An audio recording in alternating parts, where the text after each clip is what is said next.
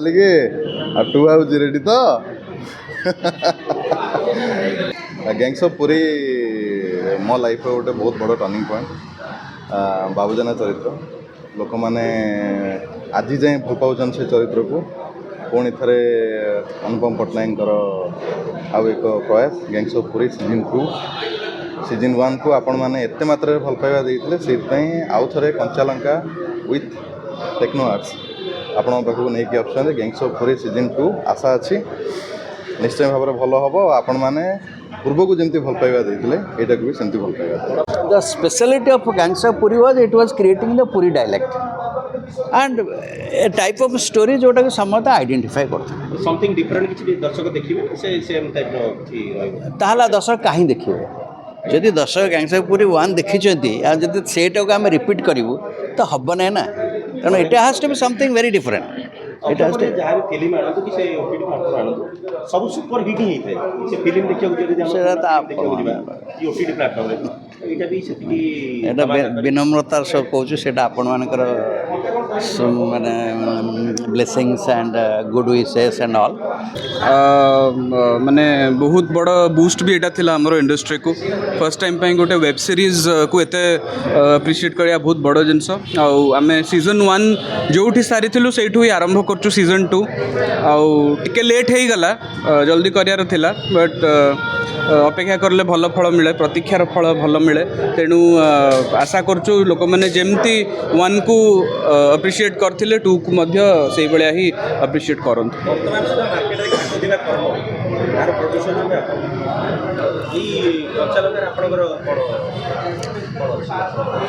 कंचालंका गोटे ओटीटी आमे हलु प्रोड्यूसर्स गोटे एटा कमिशन प्रोजेक्ट आउ कंचालंका जा हो हमको से भलिया गोटे प्लेटफॉर्म देइची आउ बहुत माने I am very thankful to कंचालंका जे विश्वास करले गैंग्स ऑफ पुरी सब्जेक्ट ऊपर आउ से माने ही हमको साहस देथिले, से माने ही हमको प्लेटफॉर्म देथिले सीरीजटा करिया पई। आउ आशा करछि सेकंड सीरीजटा भी 1 भलिया भलो पॉपुलर हो। ओडिसा रोड बहुत ही चर्चित वेब सीरीज रही आछे गैंग्स ऑफ पुरी तार गोटे part hitch and thank you कहबी कंचालंका को, थैंक यू कहबी टेक्नो आर्ट को जे मते गोटे एमती अपॉर्चुनिटी चरित्र विषय तो डिस्क्लोज करी बट देखिले जानवे जो मैंने फास्ट लुक आसो टीजर ट्रेलर पर बट गोटे बहुत ही भिन्न चरित्र जहाँ मुझे कर आज जाए सिनेमा एंड ताठू गोटे बहुत ही अलग प्रथम थर पर ओटीटी रे किसी गोटे नुआ जिनस एक्सप्लोर करने चेष्टा कराई। राइटिंग रे एथिरे अमित भाई प्रणव भाई बहुत सुंदर भाव सीजन 2 टे लिखिं। सीजन 1 जो मैंने देखी थे से जानी कि केते इंटरेस्टिंग थिला story and after a full making भी केते इंटरेस्टिंग थिला। लोक से इंटरेस्ट देखी थे कि गोटे स्टैंडर्ड रे गोटे नेशनल लेवल कंटेंट को आम केमती मैच करिपरिबा सेमती गोटे कंटेंट करिया ट्राई कराई थिला।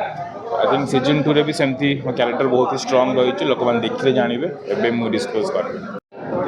आमर कंचालंका ओटीटी रे आमर अनेक कंटेंट अच्छी web series movies short film documentary बहुत अच्छी।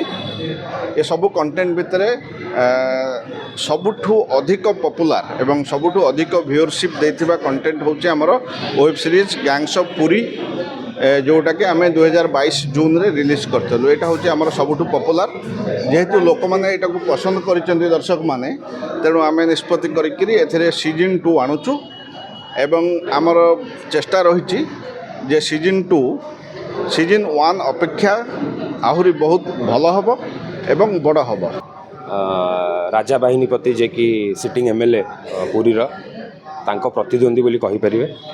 आउ बाकी चरित्र कौन अच्छी केमिति से गैंग्स ऑफ पुरीर जो यूनिवर्सटा अच्छी ता भितरे केमिति पशुची आउ कौन तार रही रोल एथिरे सेटा तो माने सीरीज देखिले ही प्रॉपर्ली जना पड़ो लोक को। आउ विशेष किसी कहले मजाटा पलैब लोक मानू देखार। ए देखो आजिका डिजिटल जमाना हो गलानी, समस्ते डिजिटल उपर देखुं हॉल को जावा कि इंटरेस्टेड नुहति, समस्ते पाखे मोबाइल पाँच पाखे मोबाइल देखुं। आउ चंदन विशाल भिडियो गोटे थर पड़े माने गोटे दिन 1 मिलियन व्यू जाऊँगी। तेणु गोटे फिल्मटा को गोटे 1 मिलियन व्यू करने 1 मिलियन लोक देखापी मस लगे। तेणु डिजिटल मीडिया लोक जल्दी पहुँच से भावुँ बोधे यूट्यूब काम कला लोक पाखे पहुँच पार्टी। ये गुड़ीमाड़ भी अच्छी आईसीयू भर्ती होवार अच्छे, आईसीयू भितर भी प्रैक्टिस करार अच्छे। बहुत फास्ट भी होता बहुत हिट कि सेकेंड लेखा मत लगे आहरी ହେବ ପପୁଲାର କାରଣ ବହୁତ ଚେଞ୍ଜିଂ ଅଛି। ପୁରୀ ଭାଷା ଗୋଟେ ସମଥିଙ୍ଗ ଡିଫରେଣ୍ଟ ଭାଷା ହଁ। ସେ ଭାଷା କହିବାଟା ଇଜି ନାହିଁ ସେ ଭାଷା କହିବାରେ ଆପଣଙ୍କୁ କେତେ ଡିଫିକଲ୍ଟ ହୁଏ? ନା ସେଇ ଭାଷାଟାକୁ ଇଜି କରିବାକୁ ପଡ଼ିବ ଆକ୍ଟର ହିସାବରେ ମାନେ ସେ ତାକୁ ଲଗେଇକିରି କହିଲା ଭଳିଆ କହିଲେ ସେ କ'ଣ ନା ଇଏ ପୁରୀ ଲୋକ ନୁହଁ ସେମିତି କହୁଛି ପୁରୀ ଲୋକ ଅଟୋମେଟିକ୍ ସେମିତି ଭାଇ ନା ଏମିତି ମାନେ ହେଇଯିବ ସେ ଶୁଣିଲା